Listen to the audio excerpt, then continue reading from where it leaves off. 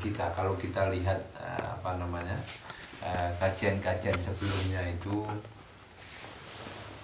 subhanallah, kita akan banyak dituntun untuk cara-cara bermuamalah kepada Allah dengan muamalah yang baik gitu.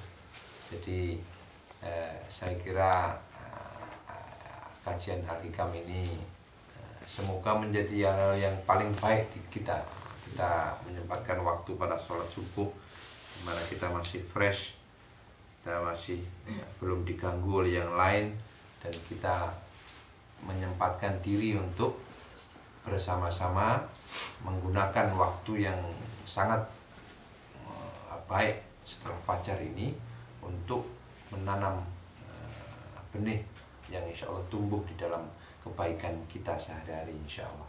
Saya kira begitu, tanpa memperpanjang waktu saya berikan waktu dan tempat kepada Ustadz Yahya. Assalamualaikum warahmatullahi wabarakatuh. Alhamdulillah, wassalatu wassalamu ala rasulillah wa ala alihi wa ashabihi wa mawalah. Asyhadu an la ilaha illallah wa asyhadu anna muhammadan abduhu wa rasuluh alladzi ballagha ar-risala wa atal amana wa nasaha al-umma wa jahada fi sabilihi haqqa jihadih. Ikhwatal iman a'azzahumullah, masih bersama Hikam Al-Athaiyah pagi hari ini sampai di nomor 9 insyaallah, 9-10, berkenaan dengan topik uzlah dan menanam diri kita di dalam tanah yang sangat dalam, sehingga ibarat biji-bijian tidak akan keluar menjadi tanaman dan berbuah berbunga kecuali kalau dia ditanam di dasar bumi gitu. Sebelum masuk ke sana, dua hikmah ini sebenarnya mengantarkan kita untuk diajari metode bagaimana kita ini bisa punya kesadaran yang baik kepada agama dan kepada Allah terutama, karena salah satu cara yang membuat kita ini punya kesadaran keagamaan adalah ketika kita ini tidak melulu disibukkan dengan urusan duniawi.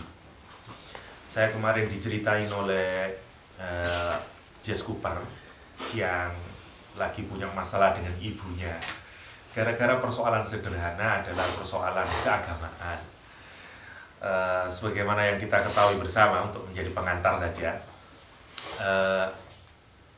bapaknya seorang ateis, kakak perempuannya seorang ateis yang sama sekali tidak percaya ada Tuhan, sementara ibunya ini percaya ada supreme being, tapi juga tidak percaya kalau ada Tuhan yang men-setup rule dan seterusnya. Lah, Jess menunjukkan perubahan yang sangat drastis, perubahan dirinya setelah menjadi Muslim, tetapi orang tuanya ini masih saja nggak bisa menerima bahwa dia menjalani agama tertentu atau bahkan dia mendidik anak-anaknya dalam agama tertentu. Singkat cerita, setelah acara di SBS itu yang bercerita tentang planet dan seterusnya kemarin itu, sampailah pada kesimpulan bahwa agama itu adalah sesuatu yang muskil lah, nggak punya dasar secara saintifik. Mulailah terjadi diskusi lagi antara ibunya dan si Jess.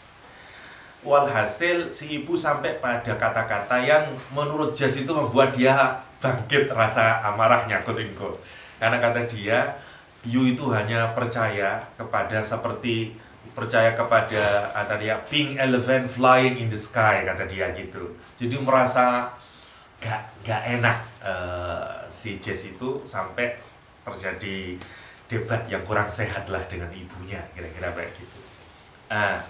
Singkat cerita, hasil diskusi saya sama Jess adalah salah satu yang membuat saudara-saudaranya dan termasuk orang tuanya kehilangan kesempatan untuk menyadari adanya Allah, adanya sesuatu di luar apa yang nampak adalah karena tidak ada waktu sama sekali bagi mereka untuk punya waktu untuk tafakkur, paling tidak punya waktu untuk untuk berkontemplasi tentang tujuan hidup, apa makna hidup, dan seterusnya. Dan ini tradisi di Barat adalah mereka menyibukkan diri dengan urusan. Semuanya sudah terdaftar, hari ini segini, dan seterusnya, dan seterusnya. Seakan-akan tidak punya waktu untuk merenungkan diri. Kalaupun punya kesempatan waktu, biasanya digunakan untuk sesuatu yang lain, misalnya minumlah, dan minimal tidak ada waktu untuk diam, kira-kira apa sih sebenarnya yang saya mau ingin dari hidup ini, dan seterusnya, dan seterusnya. Dan itu memperkecil peluang orang untuk punya kesadaran ruhaniah. Ya, banyak saudaranya. Karena itu, ini Ibnu Athaillah As-Sakandari ingin mengajak kita bersama-sama kepada satu metode yang dijalani oleh semua para anbiya dan termasuk orang-orang soleh untuk memendam diri kita sendiri sebelum kita ini wujud kita ini dikenali di masyarakat, di kehidupan, atau bahkan kita ini sebelum benar-benar bersosialisasi di kehidupan dunia ini. Harus ada satu momen di mana kita ini merenungkan diri kita sendiri sebagaimana yang dilakukan oleh Rasulullah. Kata Syekh Ramadan Buti bahwa kaidah atau rule yang di set up oleh Ibnu Athaillah Sakandari di nomor 9 dan 10 ini sebenarnya adalah hasil renungan dari Ibnu Athaillah Sakandari atas sirah Rasulullah SAW, yang misalnya mengambil tafakkur di Gua Hira untuk kontemplasi dan seterusnya. Kata Syekh Ramadan Buti, kalau Rasulullah saja membutuhkan kontemplasi, kata dia, tafakkur, apalagi kita, kata dia. Karena itu dalam hadis misalnya, tafakkur sesaat dinilai oleh Allah SWT jauh lebih baik daripada ibadah 1000 tahun. Tafakkur yang bagaimana? Tafakkur yang membuat perubahan pada diri, membuat kesadaran terhadap Allah SWT, kesadaran sebagai siapa kita, dan seterusnya. Karena itu sangat penting. Sekali lagi, kenapa sangat penting? Karena tafakkur itu yang merubah perilaku seseorang. Ibadah itu kalau tidak dilandasi oleh kesadaran, seperti rumus kemarin, tidak ada harganya di mata Allah SWT. Karena itu kenapa dalam hadis tafakkur sa'atan khairun min ibadat, dan lebih baik daripada ibadah yang setahun itu. Kenapa? Karena nilai tafakkur itu sebenarnya esensi dari ibadah. Ya, sama seperti Al-Quran menyatakan aqimus sholata lidzikri. Tegakkan sholat itu untuk mengingat Allah SWT. Esensi dari semua ibadah adalah kesadaran kita untuk menyadari Allah SWT, yang dikejauhan kemudian dikelirukan, sehingga yang penting eling, kan kayak begitu. Sehingga kayaknya formnya dibuang. Ini juga keliru. Ini juga keliru. Sama kelirunya dengan orang yang cuman ibadah saja tanpa ruh. Sebagaimana Ibnu Athaillah kemarin menyatakan, ya seperti mayat saja sebenarnya. Kalau ibadah itu tidak ditunjang oleh kesadaran batinnya, ya, oleh kesadaran hati dan seterusnya. Dan itu yang sangat penting. Kemarin di Westall saya cerita tentang Rabi'ah bin Ka'ab al-Aslami yang menurut saya sangat menarik. Lukman mungkin punya filenya, saya tidak akan mengulangi lagi. Tapi maksud saya, bagaimana para sahabat itu punya kesadaran ruhani dahulu sebelum muncul dalam bentuk ibadah. Saya kasih contoh satu lagi lah, yang ini belum Lukman.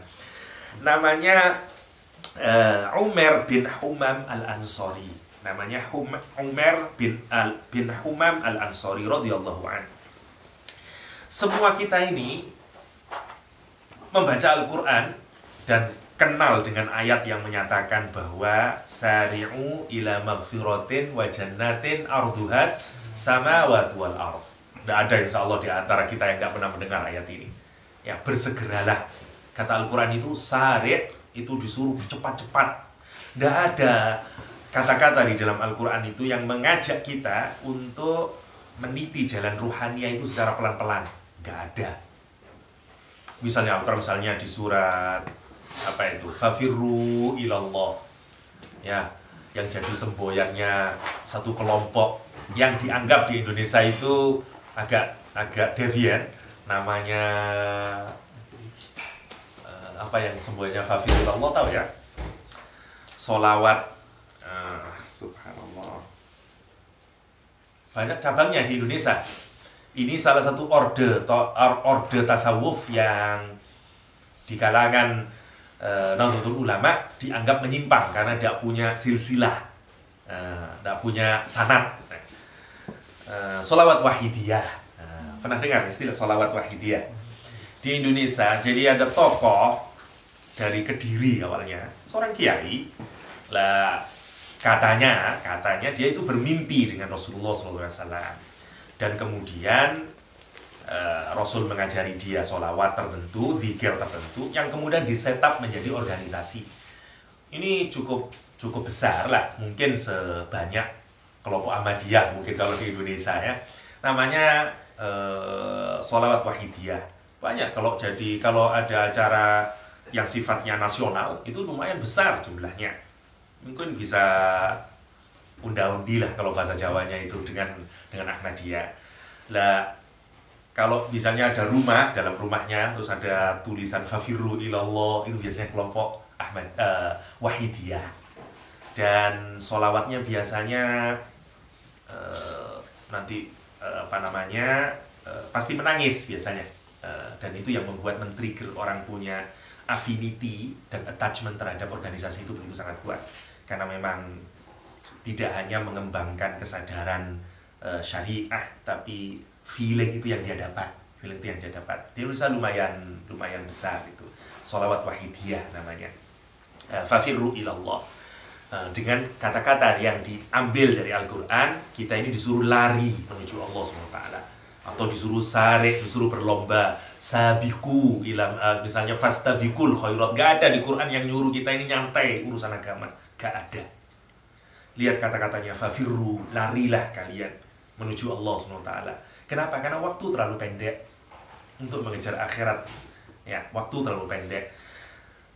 Misalnya lagi menggunakan kata sari'u ila magfiratin, percepat-cepatlah menjemput magfirah dari Allah SWT.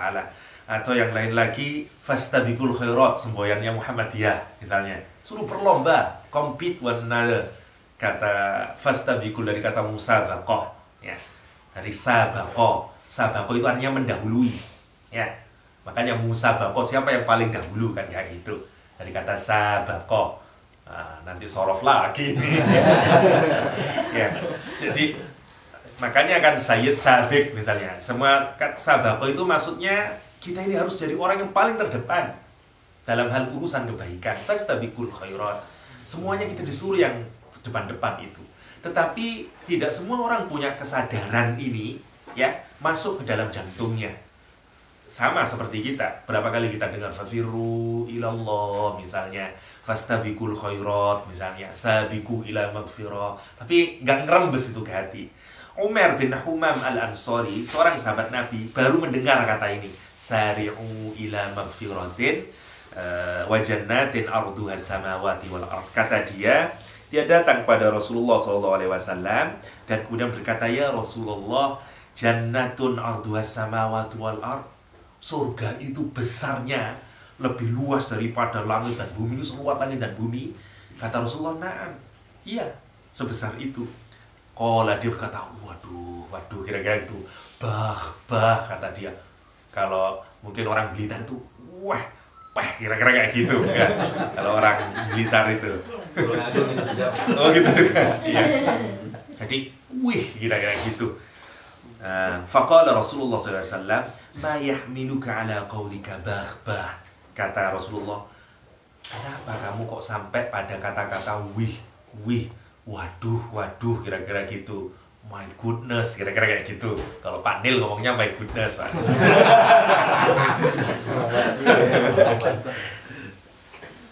Kata dia menjawab, qala la wallahi ya Rasulullah illa roja'a an akuna min ahliha.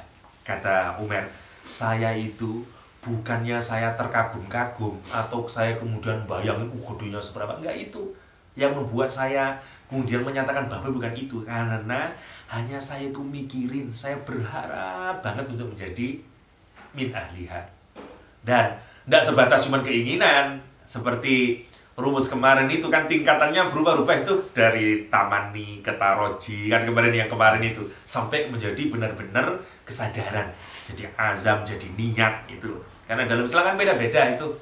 Kalau orang cuman wising tapi nggak pernah ada persiapan atau apa namanya tamani ya, tamani. Tapi kalau mau ningkat ada harapan dan sudah ada mulai persiapan namanya taroji atau roja ya.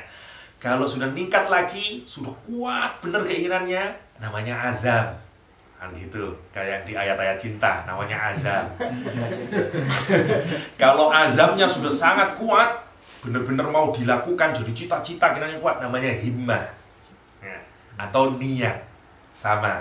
Nah kalau orang sudah pada niat atau himmah, tidak melakukan pekerjaannya pun, sudah dipahalai oleh Allah SWT.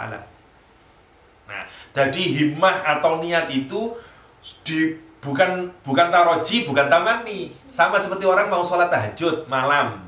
Di mana letaknya kita itu? Tamani, taroji, atau azam, atau niat, atau sudah himmah. Beda-beda. Kalau cuman insya Allah nanti malam saya tak sholat ya belum dicatat oleh Allah itu.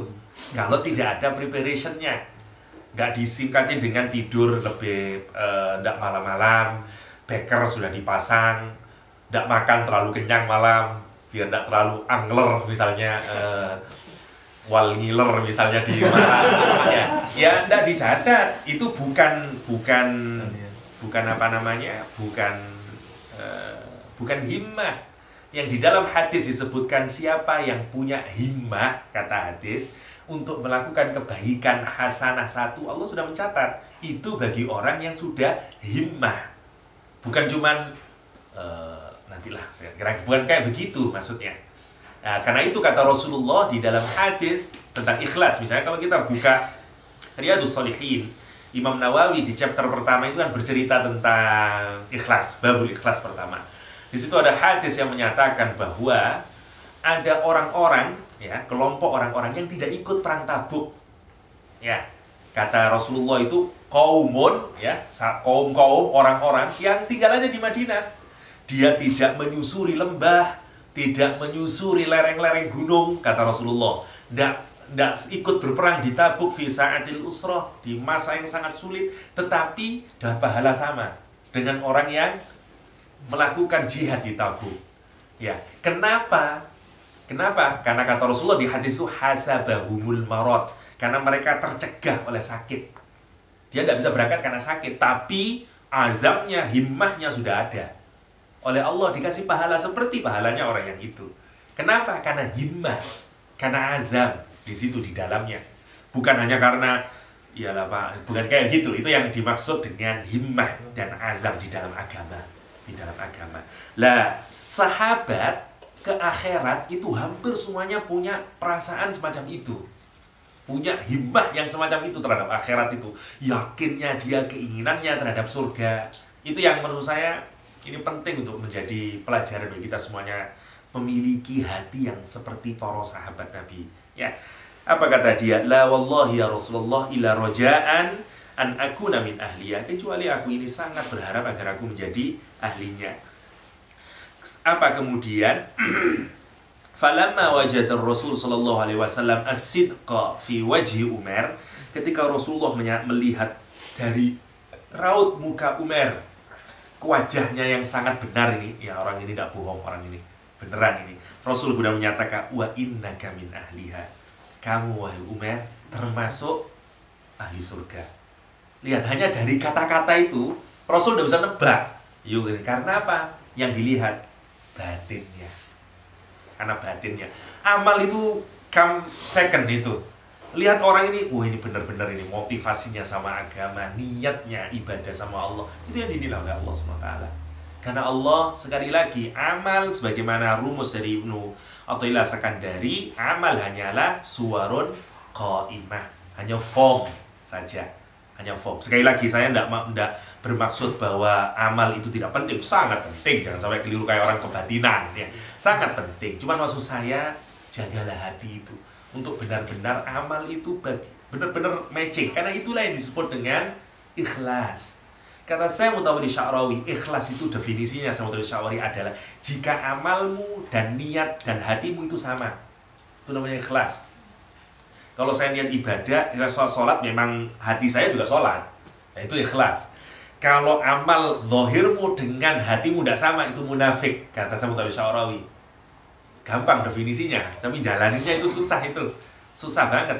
Berapa kali kita sholat, tapi pikiran kita nggak sholat, ya, kemana-mana.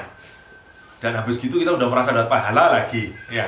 Udah merasa pahala lagi, saya sudah sholat gitu. Padahal yang sholat baru tubuh kita, pikiran kita masih sholatnya nggak tahu, ya, hatinya masih belum tunduk. Sebenarnya kan belum seluruhnya kita ini sholat dalam pengertian ruhaniyah,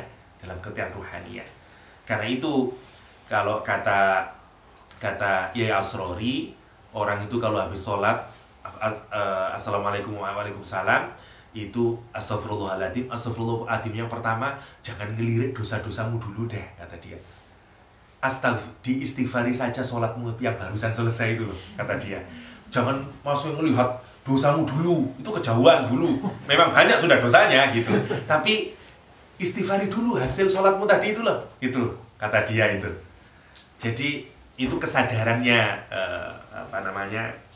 salah satu orang yang saya senangi secara spiritual adalah menyadari dulu, astagfirullah itu, ya Allah, sholat saya kayak apa tadi itu, pikiran saya kemana-mana, hati saya kemana-mana, itu saya namakan ibadah kepadamu ya Allah. Saya malu dengan itu tadi.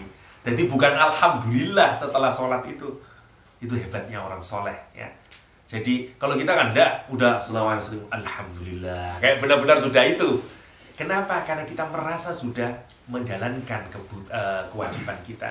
Bagi orang yang kesadaran ruhaniyahnya baik kepada Allah, dia malu mempersembahkan sholatnya yang tadi itu, sehingga kesadaran astagfirullahnya itu langsung kepada hasil sholatnya tadi itu.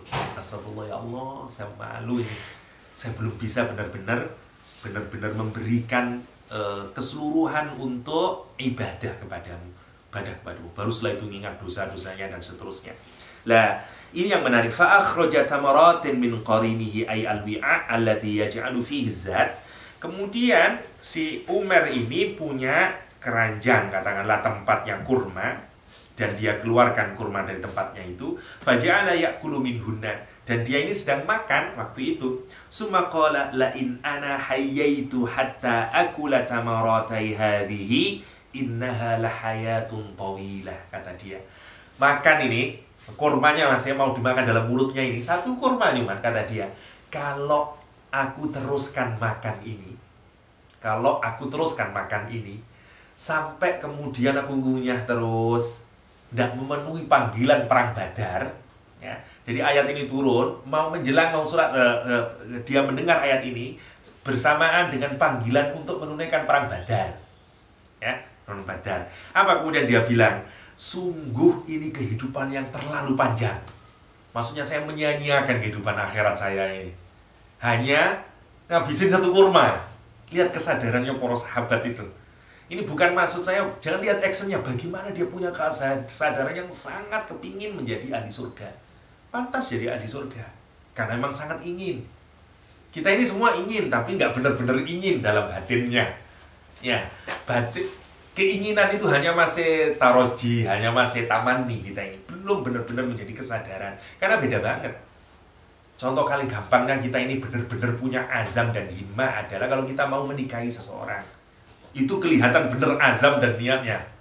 Wah, capek-capek juga didatangi, benar, karena saya mau dapat dia. Itulah kalau orang benar-benar ahli surga, akan kelihatan dari situnya. Dia sungguh-sungguh mendapatkan keinginan itu. Maka dia menyatakan selanjutnya, kalau saya menghabiskan 2 atau 3 kurma ini, maka saya sesungguhnya sudah menyia-nyiakan kehidupan saya yang sangat panjang. Dia keluarkan kurmanya dan dia pergi ikut perang Badar dan syahid di perang Badar, ya. Umar bin Humam al-Ansari. Masih banyak sebenarnya cerita. Ada lagi yang diceritakan bahwa sahabat yang langsung memberikan hartanya, saya lupa namanya, dia punya kebun kurma yang terdapat 700 pohon kurma, Ya, hanya mendengar satu ayat ya kasih datang ke Rasul, ya Rasul tolong saya minta tanganmu. Ada apa? Dikasih, dia bilang ya Rasul, saya kasihkan kebun kurma saya yang isinya aja 700 pohon kurma itu kepadamu. Lihat, sama sekali jangan lihat amalnya, tapi lihat bagaimana dia punya kesadaran yang semacam itu. Amal bisa variasi tiap orang karena kita dilahirkan dalam kondisi yang berbeda-beda, situasi yang berbeda-beda. Tapi maksud saya, bagaimana punya kesadaran ruhania yang begitu hebatnya itu. Kalau tidak ditempuh sebelumnya, ditempa sebelumnya. Dan inilah pentingnya kita ngelihat makalah nomor 9 dan nomor berapa tadi? Nomor 10 ya. Kita masuk ke 9 dan 10. Kata Ibnu Athaillah Sakandari,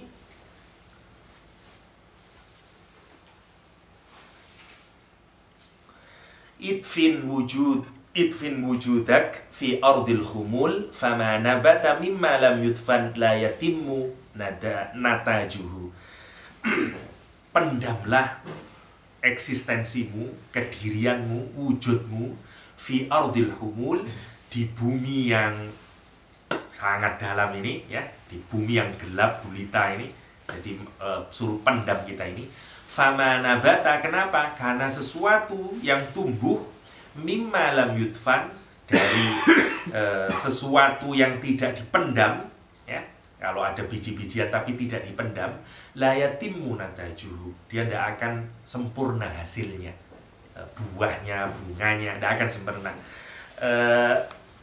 Kata Syekh Ramadan Buti yang mensyarahi Hikam Al-Athaiyah menyatakan kaidah nomor 9 ini, kalau di sini nomor 11 ya. Iya, nomor 11. Oke. Hikmah nomor 11 ini kata Syekh Ramadan Buti adalah usaha menyamakan Ibnu Athaillah Sakandari antara pertumbuhan spiritual seseorang atau kesadaran ruhania seseorang dengan tumbuh-tumbuhan, kata dia, dengan tumbuh-tumbuhan. Kalau tumbuh-tumbuhan itu mau menghasilkan buah dan bunga yang baik, dia harus dari start ditaruh di dalam tanah, dikasih air dan seterusnya sampai kemudian dia muncul. Kita ini sama seperti itu, kata dia. Kalau kita mau menjadi muslim yang sempurna, dalam bahasa Syekh Ramadan Buti harus ada tahapan. Syekh Ramadan Buti menyebutkan beberapa tahapan. Yang pertama adalah ilmu. Yang kedua tazkiyatun nafas. Yang ketiga tadhirul qalbi min mahabbatil aghyar. Ada 3 kata dia yang disebut sebagai idfin wujudak tadi itu, yang disebut dengan memendam diri kita. Memendam diri kita ini prosesnya melalui 3 macam-macam di kalangan para ulama. Apa saja yang harus dilakukan, yang usaha dalam memendam. Tapi prinsipnya begini, sebelum kita masuk ke 3 itu, dalam ilmu akhlak dalam Islam umum diketahui bahwa proses untuk menjadikan diri kita menjadi baik itu dikenal dengan 3T ya. Namanya pertama disebut dengan takhalli, terus kemudian tahalli, kemudian tajalli ya. Ini istilah ilmu akhlak dalam Islam. Takhalli pakai kha, yang kedua pakai ha, tahalli, dan yang ketiga pakai jim, tajalli. Kata para ahli akhlak, sebenarnya proses perubahan diri itu hanya menukar titik yang di atas, kha di atas ya, kha di atas menjadi di bawah, jim. Itu aja sebenarnya. Jadi dirubah titiknya itu dari atas ke bawah. Sempurna manusia itu dan prosesnya itu. Dan proses titik itu ditengahi dengan cara dibuang titiknya, tahalli pakai ha. Takhalli itu adalah pembersihan diri, dari kata kholwat, tahu kholwat ya? Kalau laki perempuan berduaan tidak ditemani mahramnya, namanya kholwat, haram hukumnya ya. Meskipun lamaran nggak boleh kholwat, apalagi yang nggak lamaran. Makanya pacaran nggak ada dalam Islam. Gimana wong pacaran itu berdua-duaan ya? Wong sudah dilamar saja nggak boleh berdua-duaan, kholwat tetap haram ya. Apalagi lah kholwat itu asal katanya kosong, membersihkan, bersendirian ya.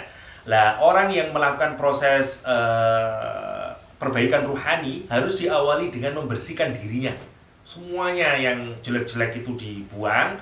Setelah itu tahalli dengan cara dihiasi. Ibarat rumah itu kalau sudah kosong, sudah dicat semuanya, baru mulai dihiasi, kasih macam-macamnya, pernak-perniknya.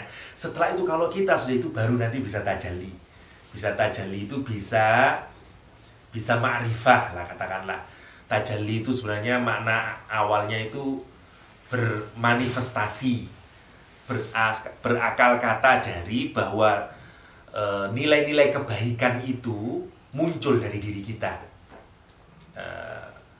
Tajalla itu namanya manifestasi. Misalnya begini, khusyuknya itu akan kelihatan, tawadhu'nya akan kelihatan, generosity-nya akan kelihatan. Itu namanya tajalli. Orang nggak bisa punya semua kesadaran itu, yakinnya sama Allah, ikhlasnya sama Allah, keinginannya, cintanya kepada akhirat, dan seterusnya, hubullah, hubun nabi, semuanya nggak akan muncul kalau nggak mengalami proses ini. Itu maksudnya kayak begitu. Nah, itu yang disebut oleh Ibnu Athaillah As-Sakandari dengan cara penguburan diri. Ya, bukan berarti penguburan diri ini benar-benar dikuburkan, enggak. Harus ada proses di mana kita ini kalau mau sempurna kedirian kita ini dalam proses perubahan diri, harus memang ditempuh proses itu. Jangan hanya menyibukkan diri dengan urusan duniawi. Itu yang disebut dengan idfin wujudak. Jadi seperti kita ini ada di dunia, tapi kita harus melakukan proses yang tidak dilakukan oleh banyak orang. Dalam pengertian, orang hidup di dunia itu sibuk dengan urusan duniawi yang segala macamnya. Tidak akan kita ini sempurna. Harus ada momen di mana orang harus ada mencari ilmu, yang tidak disibukkan lagi dengan urusan tetek bengek lagi. Harus ada dia usaha mencari waktu dan cari ilmu. Harus dia ada waktu, dia tadab, dia zikir, dia dan seterusnya.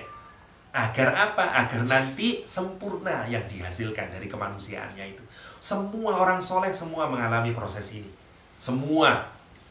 Apalagi kata Ibnu Taimiyah, kalau saya sampai di penjara itu tempat yang paling indah, kata dia. Kenapa? Karena itu menjadi tempat uzlahnya dia.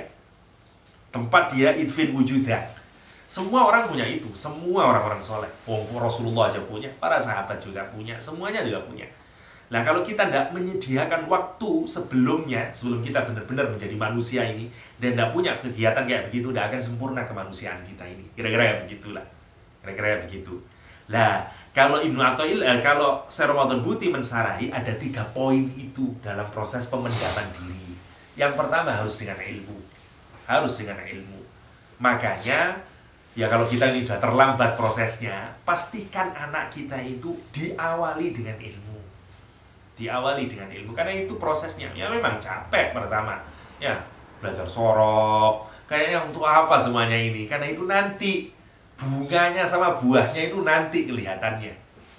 Ya bukan berarti kita nanti idfin wujudak itu dalam konteks sekarang, bukan kemudian kita pergi ke gunung nyepi, bukan kayak begitu. Tapi harus ada usaha di mana kita ini seperti lepas dari hiruk pikuk itu. Kenapa? Karena kita disibukkan dengan urusan pembekalan diri, ya, tarbiyah, tasfiyah itu, pendidikan, pembersihan diri, pembentukan karakter, sampai tazkiyah dan seterusnya. Itu harus ada. Semuanya melakukan proses itu. Semuanya melakukan proses itu. Orang-orang besar dan semua dalam sejarah kehidupan. Ya. Jadi ilmu yang pertama yang harus jadi bekal. Kalau kata Syekh Ramadan Buti untuk menafsiri ini. Yang kedua, tazkiyatun nafas, pembersihan diri. Ya, harus ada mendidik diri ini, puasa, sholat, harus dilatih, harus itu. Karena kalau kita tidak punya kayak begitu, susah nanti ke depannya. Harus ada tirakat, istilahnya wong Jawa itu. Harus ada tirakatnya. Baru yang terakhir adalah pembersihan hati dari semua kecintaan terhadap dunia, anak, istri, dan keluarganya. Kalau 3 itu sudah kita melakukan, itu yang disebut dengan idfin wujudak, kata Syekh Ramadan Buti. Ya, kata Syekh Ramadan Buti. Susah banget ini, memang susah banget. Tapi kalau itu kita lakukan, itulah yang membuat kita ini bisa sampai kepada kemanusiaan yang paripurna. Ya, yang di sini disebut dengan hasil yang sempurna. Tapi kalau kita tidak melakukan proses-proses itu, maka hasilnya juga la yatimmu natajuhu, ya.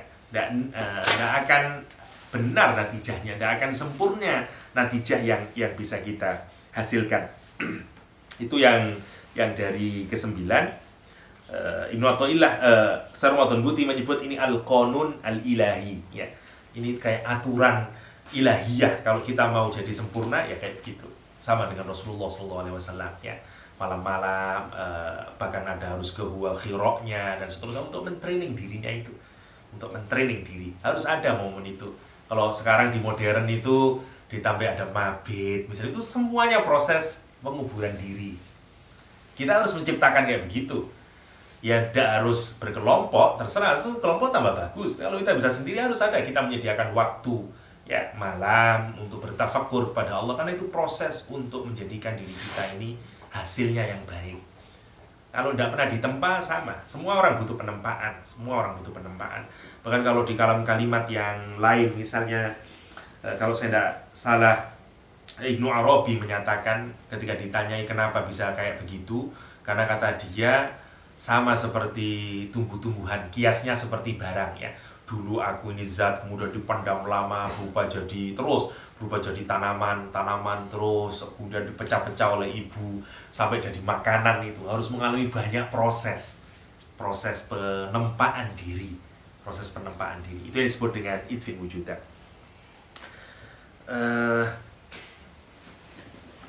Apalagi yang bisa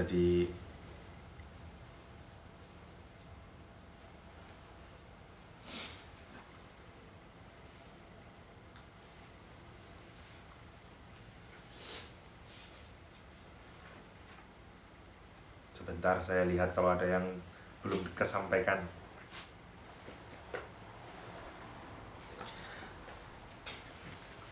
Sama proses pembersihan diri dan proses tarbiyah ini, misalnya Sarwadun Buti mengutip satu hadis, amsik alaika lisanak wabki ala khati'atik, misalnya kata Rasulullah SAW dalam proses usaha mentarbiyah diri, misalnya cegahlah lisanmu dari berkata-kata yang tidak benar, ya, tahan jangan banyak ngomong, ya, dan tangisi kesalahanmu. Ini semuanya proses usaha kita menjadi orang baik. Selama kita tidak bisa kayak gitu, nggak bisa, ya, nggak bisa. Harus ada momen di mana kita training diri kita ini dalam urusan spiritual. Sekali lagi, makalah nomor 11 ini berurusan dengan usaha mendevelop our spirituality, bagaimana kita ini sempurna, kesadaran ruhaniyah kita, batin kita ini sempurna, sehingga kita bisa merasakan nikmatnya iman itu dengan cara satu pembersihan dari semua dosa-dosa ini. Dan ada satu hadis yang menarik bagaimana indahnya Allah itu berhubungan dengan kita ini, meskipun kita ini banyak dosanya. Kata Allah SWT, ya ibna Adam, wahai anak manusia, innaka ma da'autani wa rajautani. Kata Allah SWT, sepanjang kamu itu masih berharap kepadaku, berdoa kepadaku, terus meskipun sudah banyak dosanya ini, ya, tapi masih kita punya harapan, masih kita berdoa kepada Allah SWT. Kata Allah SWT, ghafartu laka wala ubali. Aku terus akan mengampuni dirimu dan aku tidak peduli dengan apa yang kamu lakukan itu, aku tidak peduli. Ghafartu laka wala ubali. Di hadis yang lain bahkan dinyatakan, if'al ma syi'ta ghafartu laka wala ubali. Kata Rasulullah itu. Kata Allah SWT dalam hadis qudsi, kamu lakukan sekehendakmu dah. Ghafartu laka wala ubali. Aku tetap akan mengampunimu dan aku tidak peduli. Lihat, hadis ini sebenarnya menunjukkan tipe orang yang sudah sangat keterlaluan. Ibarat kita itu kita udah give up. Kalau kita sampai ngomong, terserah kamu deh, mau ngelakuin apa terserah kamu deh, itu menunjukkan apa? Bebalnya orang itu. Saking nemennya orang itu udah tidak bisa dididik. Kalau kita punya anak, kalau masih bisa dididik, kan masih, jangan gitu nak, bisa kita arahkan. Tapi kalau anak ini udah tidak bisa dididik, ngomong kita udahlah terserah kamu dah, saya udah tidak ngerti dah urusan kamu dah. Kalau orang menyatakan kalimat if'al ma syi'ta, terserah kamu dia ngelakuin apa, itu berarti dia nggak akan pernah ngampuni, nggak akan pernah dia ngasih kebaikan sama orang itu. Ya, sama lah dengan kita. Kalau kita udah sangat marah sama anak kita, teman kita, udahlah terserah kamu dah. Itu maksudnya kita ini udah akan memberikan kebaikan lagi kepada itu. Lihat Allah SWT. Kalau Allah ngomong if'al ma syi'ta, itu masih diampuni. Itu yang disebut dengan Ghafurur Rahim. Ghafurur Rahim. Kalau kita sama istri saja ini, istri berbuat kesalahan, diperingatin, nggak mau, diperingatin, nggak mau, diperingatin, mau. Sampai kita keluar kata-kata if'al ma syi'ta, itu udah ada ampun lagi berarti. Udah deh, terserah kamu deh. Kalau kamu mau apa, terserah kamu deh. Itu maksudnya kita udah menarik diri dari orang itu. Lihat Allah SWT interaksinya dengan kita. Kata Allah ini, anak Adam, if'al ma syi'ta, you lakuin apa aja deh, terserah kamu. You nggak mau nurut saya, terserah kamu deh. Kamu terus maksiat, terus terserah deh. Ghafartu laka wala ubali. Tapi jika kamu minta maaf kepadaku, aku tetap akan ngampuni. Wala ubali. Wala ubali itu bahasa Jawanya enggak paten. Itu memang begitu, bahasa Jawanya itu enggak paten. Aku enggak, I don't care, itu wala ubali. Wala ubali ya. Itu saking hebatnya Allah mengampuni kita. Makanya enggak ada tempat orang untuk tidak bisa melakukan proses perbaikan diri. Ya. Awalilah dengan pembersihan diri dari pencucian diri dulu. Setelah itu isi dengan yang baik-baik. Karena itu prosesnya. Dan pengisian itu membutuhkan waktu yang disebut oleh Ibnu Athaillah sebagai penguburan diri. Karena itu dalam Islam itu yang dipentingkan sebenarnya awal membersihkan diri dulu. Tarbiyah itu harus ada setelah tasfiyah. Misalnya di dalam Al-Quran saya disebutkan tugas Nabi itu yang pertama sebelum wa yu'allimul kitab wal hikmah itu wa yuzakkihim wa yu'allimuhumul kitab wal hikmah. Pertama itu dilakukan pembersihan diri dulu. Karena ilmu ya sama sebenarnya motifnya bisa dua belah pihak seperti kata Cak Gofar kemarin ya. Either orang itu kalau banyak dosanya dikasih ilmu aja terus, suruh ngaji aja terus. Karena ilmu itu seperti obat, nanti lama-lama penyakitnya juga hilang gitu. Tapi yang paling baik bagi metode pendidikan adalah dibersihin dulu. Dibersihin dulu, karena ini udah jadi kosong, jadi ngisinya jadi enak. Ilmu itu diterima dengan baik. Ya. Yang dididik oleh Rasulullah itu yang disebut, kalau dalam teman-teman salafi disebut dengan dakwah tauhid, kata dia gitu. Baru harus start dari dakwah tauhid dulu, bukan dari yang lain-lain gitu. Bukan dari yang lain-lain. Jadi dari start dari pembersihan dulu akidahnya dan seterusnya. Kalau itu udah benar, maka ilmu itu akan masuk dan itu nanti akan kelihatan buahnya. Kelihatan buahnya. Itulah yang kita lihat. Kenapa Pak ada orang yang sudah belajar ngaji lama ini begini, tapi kok nggak kelihatan aja, nggak kelihatan khusyuknya, nggak kelihatan. Itu yang disebut tadi itu tanamannya kok nggak sempurna. Kenapa? Karena tadi itu, karena tidak tepat proses penguburan dirinya tadi itu, penguburan dirinya. Ibnu Athaillah As-Sakandari itu mengajari kita, kalau mau punya yang sempurna, kubur.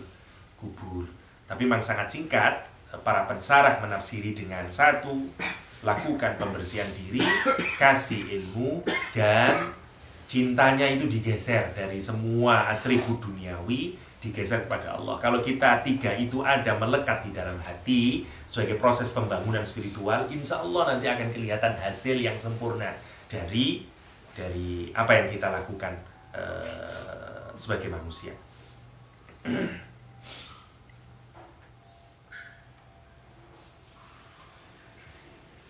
Itu tambah satu lagi, hikmah nomor 12 hampir mirip sebenarnya, jadi pemahamannya sama.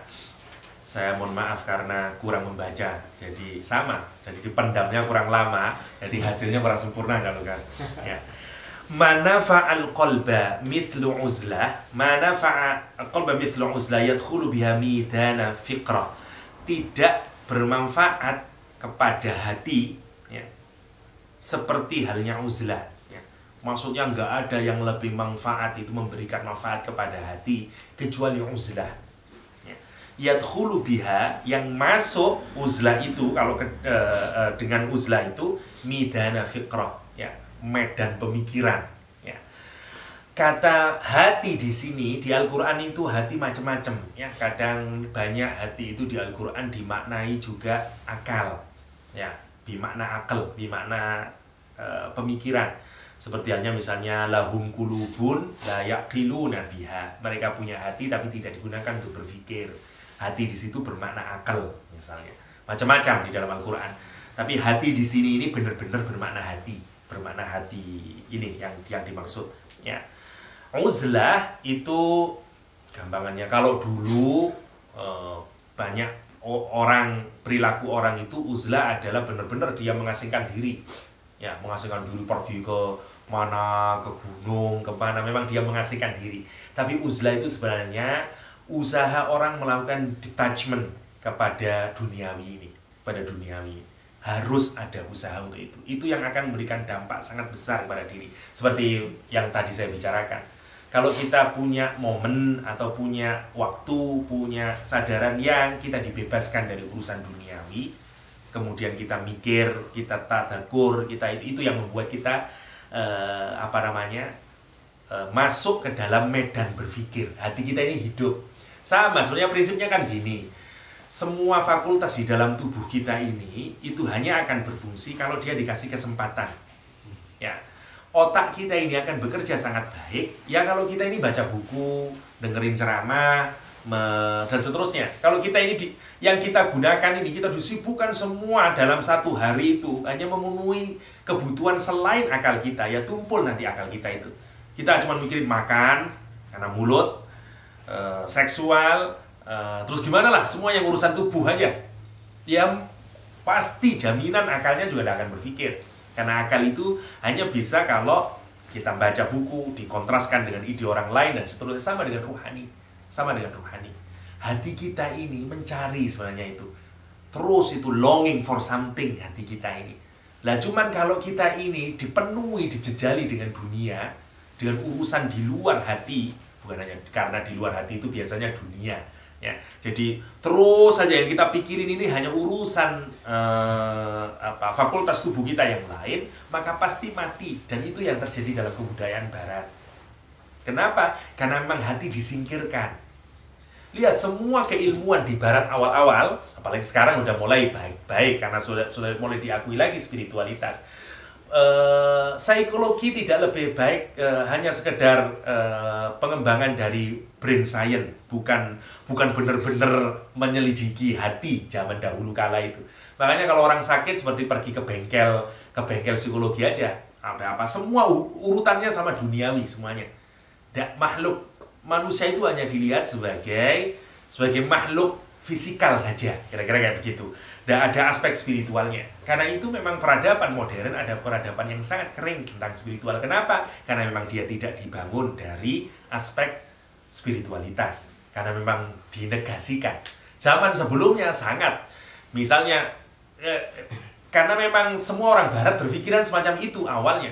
Dulu, karena kalau kita melihat perkembangan peradaban itu dari ada spiritualnya, ya, agama begitu sangat kuat mempengaruhi, baik agama dalam pengertian yang samawi atau spiritualitas dalam pengertian Barat, ya animisme dan seterusnya kan masih percaya orang sakit. Contohnya adalah kalau ada orang sakit dulu itu banyak refernya kepada spirit.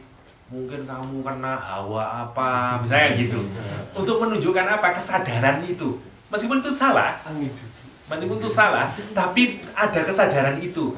Nah, begitu masuk zaman modern, misalnya kalau di sosiologi itu sangat percaya masuk ke zaman positivism kan kayak gitu.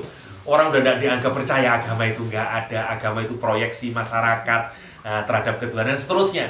Dibuang memang agama itu. Dan kita bisa lihat produk manusianya. Kenapa? Karena tidak ada proses penguburan diri itu. Semua kita urusannya itu duniawi. Karena memang kita mau disadarkan ke sana. Maka hasilnya pasti kayak begini. Zombie hasilnya. Orang-orang yang kering terhadap spiritualitas. Orang-orang yang kering. Dan tidak bisa itu. Orang akan mencari. Karena itu manusia modern mencari lagi. Longing for something lagi. Longing for spirituality. Yang muncul dalam bentuk Kabbalah, muncul dalam bentuk sekte-sekte keagamaan, muncul dalam bentuk macam-macam. Lah, ini yang disebut dengan uzlah. Ruslah. Orang harus punya waktu untuk, karena yang manfaat bagi hati kita itu momen di mana kita melakukan proses detachment dari worldly matters ini, sehingga kita punya kesempatan untuk melihat sisi dalam dari diri kita ini. Ya, itu sisi dalam itu dilihat dengan cara tafakkur. Itu yang dimaksud. Kita baru masuk ke medan tafakkur kalau kita punya momen di mana kita bisa mendetach diri kita ini dari hiruk pikuk urusan duniawi. Harus ada muhasabah, harus ada itu, proses itu harus ada. Kalau itu tidak pernah ada, hati kita mati. Kira-kira kayak begitulah gampangannya. Alhamdulillahnya kita ini orang muslim ada jeda waktu itu minimal dalam bentuk sholat. Karena sholat itu sebenarnya detachment. Sholat itu dari kehidupan duniawi. Apalagi kita awali dengan Allahu Akbar, itu benar-benar detachment itu sudah. Karena kita mengharamkan apapun selain urusan dunia itu, dan kita mau fokus pada Allah. Itu detachment itu. Itu detachment. Sayangnya sholat pun sudah menjadi proses duniawi. Itu yang payahnya kita. Allahu Akbar, sarungnya itu atlas itu. Itu yang menjadi dan puncak proses kemudian. Dan seterusnya. Ini yang menjadi penting. Makanya kita masih membutuhkan lagi tempat yang lain lagi untuk benar-benar kita ini merasa menyadari spiritualitas kita, menyadari bagian inner self kita ini, bahwa kita ini makhluk ruhani. Kalau kata Pierre Chardin, kita ini makhluk ruhani, punya pengalaman human experience, tapi kita ini bukan makhluk ragawi yang dikasih pengalaman spiritual, enggak. Wong Allah, kita ini esensinya kan ruh, bukan tubuh kita ini, itu masalahnya. Tapi kalau ruhnya ini kita neglekkan, ya nanti hilang sendiri, tapi dia terus mencari itu. Nggak akan, meskipun dibunuh kayak apapun, karena itu esensi dari kehidupan kita. Hanya nanti lihatnya munculnya yang lain. Lihat itu, orang bisa mengidolkan seseorang, itu sebenarnya tuntutan dari ruhaninya. Karena ruhani kita, hati kita itu menuntut untuk submit kepada sesuatu, untuk mencintai kepada sesuatu. Itu sifat hati. Sifat hati. Makanya salah satu makna dari ruh dan sifat hati itu karena kita ini mau incline kepada sesuatu. Dan salah satu nama Allah, ya, Allah itu terambil dari kata ilah, yang salah satu maknanya memang untuk dicintai. Jadi memang matching gitu loh, kalau hati itu dikasih oleh Allah dan akan mencintai Allah itu sangat. Kalau enggak, kita akan mencintai yang lain. Terus itu makan hati itu akan mengejar. Kenapa sih orang itu Pak, terus Pak, sudah nikah lagi, perempuan lagi, terus karena dia tidak dipenuhi cintanya itu. Tidak bisa didapatkan, terus ke ini terus gitu, tidak akan bisa selesai. Kata Rasulullah, Sarmadan Buti di sini mengutip, kalau manusia itu dikasih 2 gunung emas saja, masih minta yang ketiga. Terus itu. Karena ruhani itu longing for something. Dan itu hanya bisa terpenuhi dengan cara, metodenya agar kita bisa masuk punya kesadaran ruhani itu. Uzlah. Islam itu sangat hebat, itu sudah menyediakan. Sayangnya kita yang masih tidak bisa menggunakan momen 5 kali itu sebagai uzlah. Sehingga harus benar-benar, kalau uzlah beneran, retreat kemana itu baru merasakan zikir, diajak renungan. Nah itu benar-benar kayak semacam uzlah ya. Padahal banyak momen uzlah itu sudah tidak harus dipahami dalam konteks zaman dahulu kala ya, yang pergi ke gunung. Uzlah itu kan uzlah bermakna fisikal, itu tidak harus begitu. Yang penting memang ke gunung pikiran kita itu ya bukan uzlah saya, sama aja, tidak ada gunanya itu, tidak ada gunanya. Yang penting detachment itu, dan Islam menyediakan proses itu yang sangat baik sehingga kita ini tetap lahir sebagai manusia yang sempurna dengan cara takbiratul ihram. Makanya disebut dengan takbir al-ihram. Ada proses satu, pembesaran dulu. Ya, takbir itu kan proses pembesaran. Maksudnya kita harus benar-benar menemukan apa sih benarnya yang benar-benar kita besarkan dalam hidup ini. Allah Subhanahu wa taala. Karena itu yang kemudian yang lain menjadi kecil. Kalau semua yang lain menjadi kecil dan tidak penting, maka tentu saja dia haram masuk ke dalam proses intimasi antara kita dan Allah. Makanya disebut dengan takbiratul ihram. Nah, begitu sudah takbiratul ihram, sama dengan orang haji. Semua proses ibadah itu diawali dengan takbiratul ihram. Haji orang pakai ihram, mengharamkan semua urusan duniawi itu masuk ke dalam inti itu. Kalau sudah selesai, tapi kita ini bukan makhluk spiritual yang memang lahir di surga sana, enggak, kita hidup di dunia. Karena itu proses detachment tidak harus terus-menerus. Setelah kita punya kesadaran kalau hati kita sudah hidup, oke, kita boleh tahallul. Kita boleh pakaian lagi, hidup lagi di dunia. Setelah kita sholat, kita boleh salam lagi. Tapi hasilnya akan berbeda, gitu maksudnya. Sempurna manusia itu kalau sudah melakukan proses detachment. Begitu dia kembali ke dunia, maka dia akan menghasilkan salam, menghasilkan kedamaian, baik dengan dirinya atau kepada orang lain. Makanya kita assalamualaikum warahmatullahi wabarakatuh, assalamualaikum warahmatullahi wabarakatuh. Sama dengan orang haji, begitu selesai dia bisa tahallul. Ya, semuanya orang ibadah semacam itu. Itu yang dimaksud dengan uzlah di sini. Makanya kata Ibnu Athaillah, tidak ada yang lebih punya dampak yang sangat baik terhadap hati kecuali uzlah. Kecuali uzlah. Bimakna kita mendetach dari urusan-urusan duniawi untuk masuk menyadari bagian ruhani kita ini. Kasihan ruhani kita ini kalau tidak pernah di-nurture dengan baik oleh diri kita, ya. Karena dia penting. Sama pentingnya dengan tubuh kita, ya. Orang yang nggak care sama tubuhnya juga tidak karu-karuan seperti saya, ya. Misalnya, pasti apalagi ruhani. Sayangnya hari ini tidak ada orang yang bisa melihat ruhaninya, ya. Kalau Rasulullah ketahuan, ya zaman Nabi misalnya ada bau nggak sedap, ini siapa, baru makan bangkai, kata Rasulullah. Dan itu dirasakan di hadis, diceritakan. Tapi saya bisa menjelaskan ketika masalah ghibah, itu benar-benar kebau, kecium. Orang makan daging saudaranya sendiri itu, bukan zaman Nabi, itu benar-benar kecium. Siapa ini baunya nggak enak ini? Kayak gitu. Bayangkan kalau kita ini diberikan musyahadah oleh Allah, itu kan tidak karu-karuan itu, ya, nggak karu-karuan. Wah, ini makan bangkai, yang ini makan bangkai, banyak itu hal-hal yang sebagaimana di hadis, amalan-amalan maksiat yang punya implikasi di duniawi yang bisa dijelaskan di zaman Nabi itu sangat kelihatan.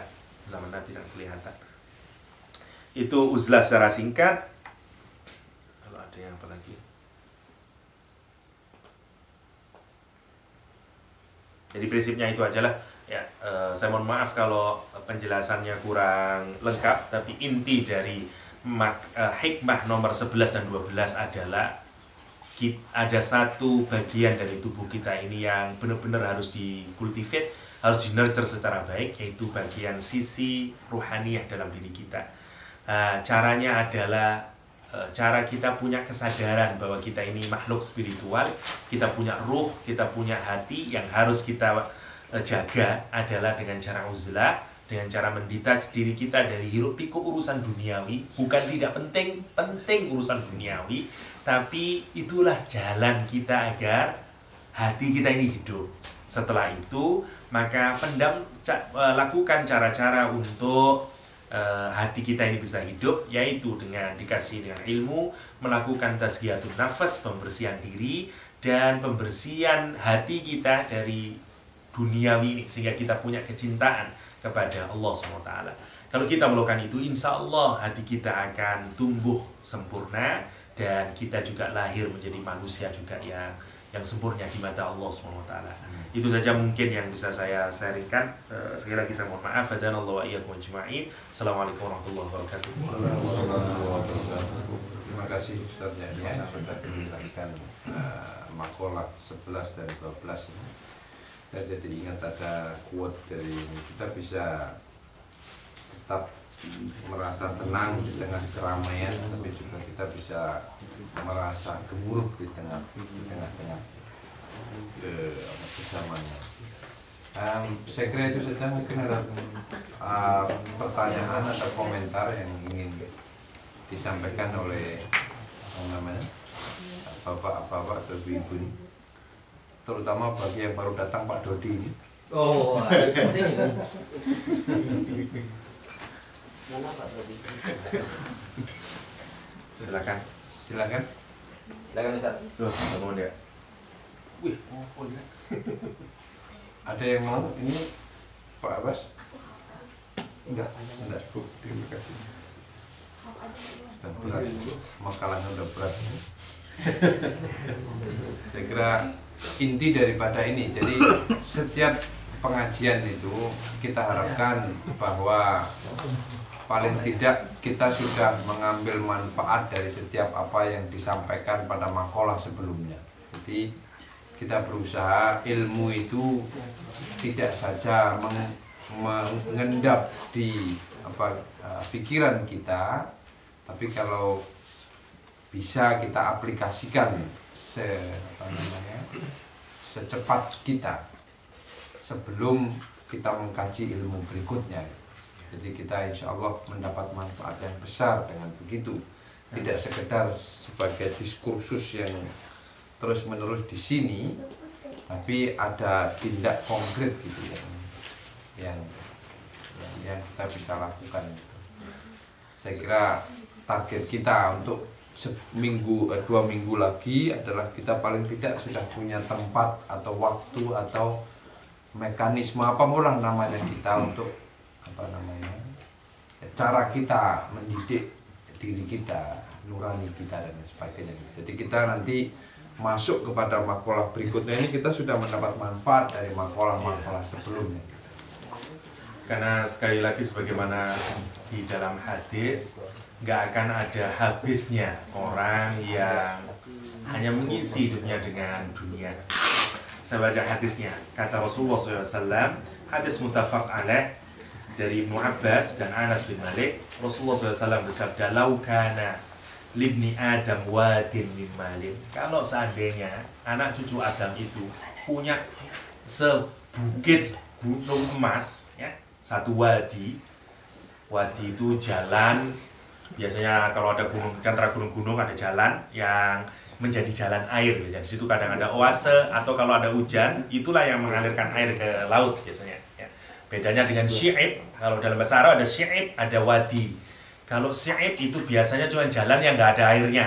Ya, seperti dulu masa Nabi Muhammad di blokade oleh orang-orang kafir, sehingga Rasul harus bersama Khadijah dan bersama beberapa sabiqun al-awwalun, orang-orang Muslim pertama yang sampai makan susah, makan rumput, sampai para sahabat Nabi itu tinggal di Syi'ib Abu Thalib, ya, yang tempat yang ininya gunung, mau keluar nggak bisa, ke kiri nggak bisa, kecuali hanya satu tempat itu, dan benar-benar di embargo oleh orang-orang kafir saat itu, karena orang Muslim nggak boleh membeli dari orang kafir nggak boleh dari itu. Sehingga itu caranya, karena semua cara untuk menentang dakwah Rasul sudah dilakukan. Ya, jam begini Abu Thalib disuruh begini dan seterusnya, sehingga muncul ide kita embargo sajalah secara ekonomi. Dan ini sekarang juga ditiru oleh Amerika, ya, ternyata proses-proses embargo ini dulu sudah dilakukan gitu, sehingga Nabi harus tinggal di Syi'ib Abu Thalib. Ya. Lah, kata Rasulullah, "Lau kana ibni Adam wadin min malin labtagha ilahi thaniyan," maka dia masih akan meminta yang kedua lagi. Walau kana lahu wadiyan, kalau dia sudah punya 2 bukit dari harta benda, labtagha ilahi thalithan, dia masih meminta yang ketiga. Wala yamla'u jawfu ibni Adam illa turab, kata Rasul. Tidak ada yang bisa memenuhi mulutnya orang ini, hatinya orang, keinginannya manusia itu dari dunia ini kecuali tanah. Maksudnya kalau tidak mati nggak akan orang itu, kalau urusan dunia. Lah itu maksudnya kenapa perlunya kita ini ada uzlah, ada detachment, ada usaha untuk melihat sisi ruhani kita. Kenapa? Kalau terhadap dunia nggak ada waktunya. Kalau kita wishing misalnya, ya nantilah Pak, kalau saya udah nggak sibuk, nggak akan pernah selesai itu. Percaya saya, nggak akan pernah selesai. Nantilah kalau saya sudah agak tuaan sedikit, nggak akan. Kita terus dioccupy terus oleh urusan itu, terus dan terus. Nggak akan pernah selesainya. Nantilah kalau saya sudah jadi pimpinan, nantilah kalau saya bisa mencapai ini, nggak akan pernah selesai. Nggak akan pernah selesai. Dan terakhirnya kita akan menyesal sendiri, sebagaimana Rasul menyindir kita dalam hadis. Allah SWT menyatakan, "Yaqulu ya ibna Adam," wahai anak cucu Adam, mali hartaku. Ya, nanti anak cucu Adam akan berkata gitu, mali hartaku. Dia senang karena ngumpulin uang terus, ngumpulin harta terus. Apa kata dia? Kata Allah SWT, "Wa hallaka min malika illa ma akalta fa afnait." Bukankah hartamu itu sesungguhnya adalah apa yang kamu makan itu? Harta itu bukan apa yang kamu miliki, Tapi harta adalah apa yang kamu makan dan kemudian itu habis, au labista fa'ablaita, atau pakaian yang kamu kenakan dan kemudian juga akan hancur, au tasaddaqta fa'amdaita, atau kamu yang spend dan kemudian itu aja sebenarnya harta itu. Kalau mau kita renungi, sesungguhnya harta kita itu atau rezeki kita itu kan yang kita spend aja. Yang lain itu belum tentu harta kita kok. Nah, kita ketipu oleh pikiran kita sendiri. Ya, di rekening saya banyak, di sana banyak, sama dengan orang di Jakarta misalnya rumahnya banyak. Sebenarnya itu kan hanya ownership saja sebenarnya. Kebahagiaan semu. Dia punya villa di sana, Anda pernah ditidurin, yang tidurin pembantunya. Secara hakikat sebenarnya kan siapa yang diuntungkan? Ya pembantunya. Sebenarnya dia yang nempatin gitu. Tapi dia merasa senang dengan apa? Ownership itu. Yang sana itu punya saya loh, misalnya.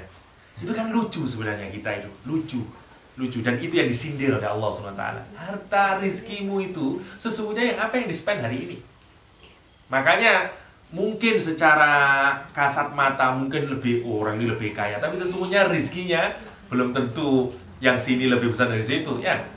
Kemudian yang miskin ini makannya daging terus ini misalnya, yang sini ikan teri terus misalnya. Mahal ikan teri itu. Maksudnya dibalik yang teri itu yang mana? Itu maksudnya bahwa rizki sesungguhnya apa yang kita konsumsi. Karena itu jangan ketipu diri kita dengan perolehan-perolehan. Dan tidak ada habisnya dunia ini, tidak ada habisnya kecuali kita. Makanya kalau Al-Quran menyatakan alhaakumut takatsur hatta zurtumul maqabir, celaka orang yang numpuk terus harta, terus mikirin dunia ini, celaka kata Allah, hancur itu. Alhaakumut takatsur, dia baru sadar, orang itu baru sadar hatta zurtumul maqabir, sampai kamu itu menziarahi kuburanmu sendiri. Sampai kamu mati, baru kamu sadar, ya Allah, gak ada gunanya semua saya dunia ini. Gak ada gunanya saya ngabisin waktu saya dengan dan seterusnya ini. Sayangnya kesadaran itu baru muncul apa? Zurtumul maqabir. Itu sindiran Al-Quranul Karim. Alhaakumut takatsur hatta zurtumul maqabir. Kata Allah, kalla sa'lamu, jangan begitu. Kamu nanti akan tahu kok. Kamu pasti akan tahu sesalmu, penyesalanmu. Apa yang kalla, summa kalla sa'lamu. Sekali lagi jangan kayak begitu. Sa'lamun, kamu bahkan tahu kamu itu. Apa yang kamu lakukan salah, pola hidupmu itu salah, kamu bakal tahu, kata Allah SWT. Sayangnya pengetahuan kita itu tidak membuat kesadaran kita. Kalla lau ta'lamuna ilmal yakin, kalau kamu itu benar-benar punya ilmu yakin, la tarawunnal jahim, kamu akan tahu kamu sedang building neraka. Kamu akan tahu kamu sedang menjerambabkan dirimu ke dalam jahanam. Sayangnya kita tidak punya ilmu yakin. Ya, disindir Allah itu. Orang yang menumpuk harta dan lupa sama akhirat, sebenarnya dia sedang membangun nerakanya di dunia ini. Dia sedang memasukkan dirinya ke neraka. Sayangnya tidak sadar-sadar orang itu hatta zurtumul maqabir. Ayat yang sangat indah, sangat powerful, membuat hati kita ketakutan itu kalau mau kita sadari benar, ya. Alhaakumut takatsur hatta zurtumul maqabir, kalla sawfa ta'lamun, kalla sawfa ta'lamun, kalla law ta'lamuna ilmal yakin la tarawunnal jahim, thumma la tus'alunna yawma idzin 'anil na'im. Sungguh kata Allah, nanti dari kiamat semua nikmat yang kamu makan, yang kamu miliki akan ditanyai oleh Allah SWT. Para sahabat bertanya, apa saja itu ya Allah? Kata Rasulullah, hatta air dingin yang kamu minum itu akan ditanya oleh Allah SWT. Coba bayangin, ayat ini pas ini untuk kita ini harus uzlah. Ya, harus uzlah. Sangat pas. Sangat pas, karena kecintaan terhadap duniawi. Semua jangan dibilang orang ini tidak punya kecintaan duniawi. Semua orang, hatta Pak Kiai, Pak, semuanya cinta. Bahkan banyak Kiai yang lebih cinta duniawinya. Kelihatannya aja jubahan, ya. Kelihatannya aja, cintanya duniawinya. Ya, banyak juga, sama aja. Karena semua orang dikasih kecintaan oleh Allah terhadap duniawi ini. Kata Al-Quran, hubbil khair la syadid. Ya, apa ini di surat Al-Adiyat itu? Hubbil khairi la syadid. Ya, ada gitu ya. Ya, pokoknya di hubbil khairi la syadid. Sebenarnya manusia itu terhadap dunia ini sangat cinta. Sangat cinta, sangat cinta. Itu untuk menunjukkan. Mari kita renungi Alhaakumut Takatsur itu. Allah sudah mengingatkan dari awal. Karena itu poinnya. Karena itu Allah kecelakaan, kata Allah. Kehancuran. Bagi siapa? Orang yang takatsur. Takatsur. Terus numpuk harta. Sampai dia lupa akhiratnya.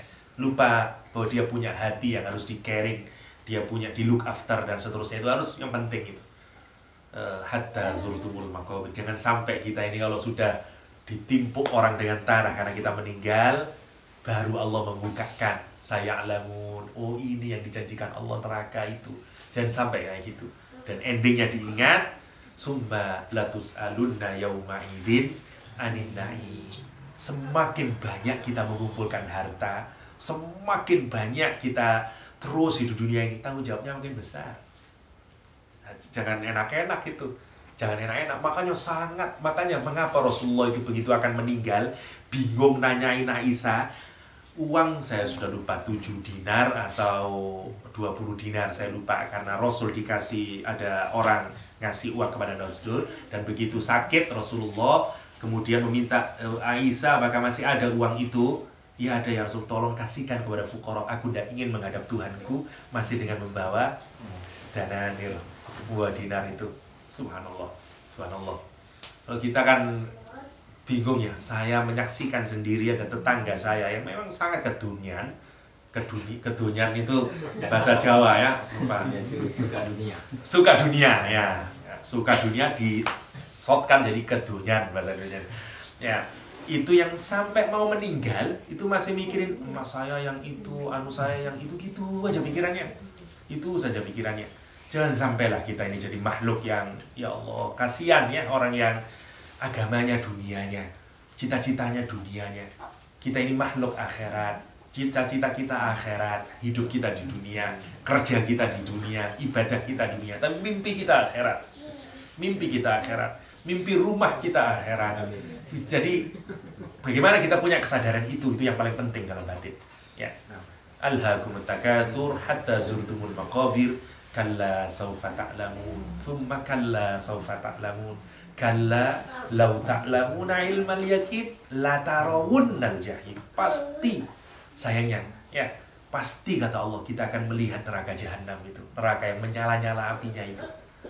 Ya kalau kita tahu sebenarnya apa yang saya lakukan, ini building neraka, ini aman neraka saya, ini neraka saya, sayangnya kita tidak sadar. Summa latus'alunna yauma idzin anin na'im. Kira-kira begitu ya. Terima kasih Ustaz Yahya yang sudah menyampaikan makalah dan beberapa tambahan dalam hadisnya ini. Semoga sekali lagi semua itu menggerakkan hati kita untuk menjadi lebih baik dan insya Allah menjadi lebih baik. Terima kasih. Kita tutup acara kita ini dengan bersama-sama membaca suratul Asr.